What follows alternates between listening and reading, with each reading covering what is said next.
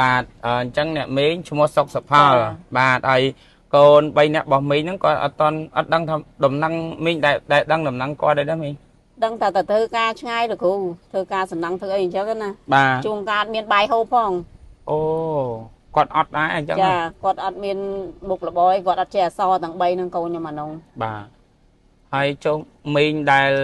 ដឹងដំណឹងដែលបានទៅលេងគាត់អីថាដឹងនៅកន្លែងណាកន្លែងណីដែរដឹងតែទៅនៅស្អីគេរតនគិរីណាណធ្វើការសំណង់តាមគេតាមឯងណាមីងរតនគិរីបាទមិនចិត្តទេទៅធ្វើតាមគេស្គាល់ឯងអញ្ចឹងណាគ្រូ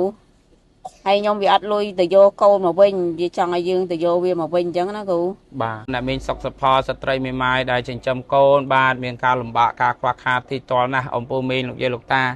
បាទហើយថ្ងៃនេះខ្ញុំក៏មានជំនួយបាទថវិការបស់សប្បុរសជនបាទដែលរស់នៅ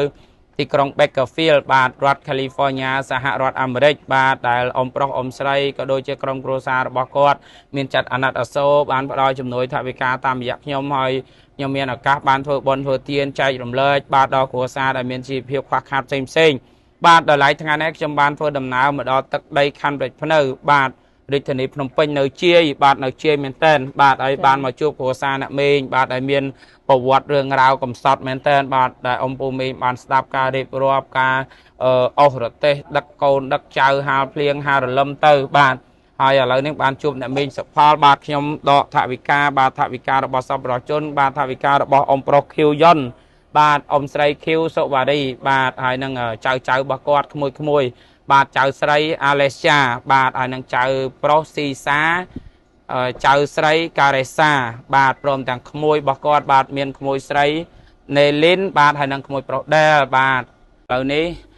ខ្ញុំបានលើកអង្គបាទអង្គបងធីគាត់ជួយ50គីឡូបាទបងប្រុសធីគាត់ជួយមកផ្ទាល់បាទគាត់ដាក់អង្គមកជាមួយតាមគូតឡានមកអញ្ចឹងគាត់ឃើញគ្រួសារណាទីតល់ទៅគាត់ឧបត្ថម្ភផ្ទាល់តែម្ដងបាទឥឡូវនេះគាត់អនុញ្ញាតឲ្យ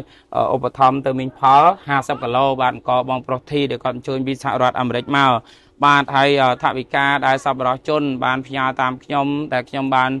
ធ្វើបុណ្យធ្វើទានហោហែមកបាទថ្ងៃនេះគឺខ្ញុំដកថវិការបស់អ៊ំប្រុសខៀវយុនអ៊ំស្រីខៀវសូវ៉ារីបាទនឹងចៅក្មួយ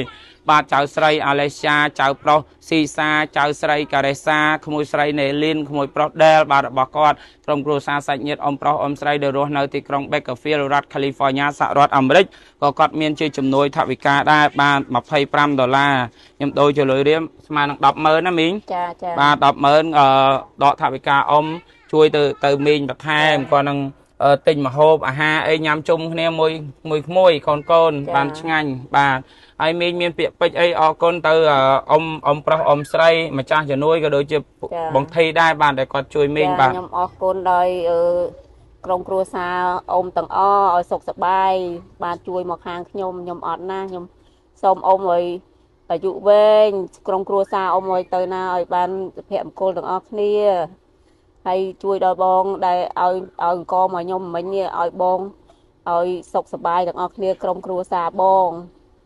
កុំឲ្យបងមានទុក្ខមានពិបាកមានឈឺមានជាបងជារហូតបងដែលឲ្យមកអង្គមកខ្ញុំហ្នឹងចាបាទសាធុ